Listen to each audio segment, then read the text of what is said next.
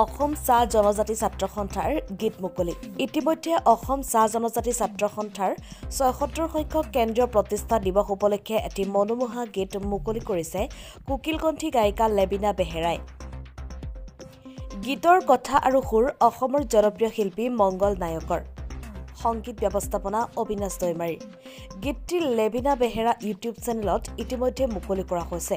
সেয়ে গীতটি অসমবাসী ৰাইজে আদৰি ল'ব বুলি আশা প্ৰকাশ কৰে কণ্ঠশিল্পী লেবিনা বেহেৰাই বিশ্বনাথৰ পৰা ৰমেশ চন্দ্ৰ চৰেনৰ ৰিপৰ্ট পাব্লিক টিভি অসম মোৰ নাম শ্ৰীমতী লেবিনা বেহেৰা পোন প্ৰথমবাৰ বাবে অসম চাহ জনজাতি ছাত্ৰ সন্থা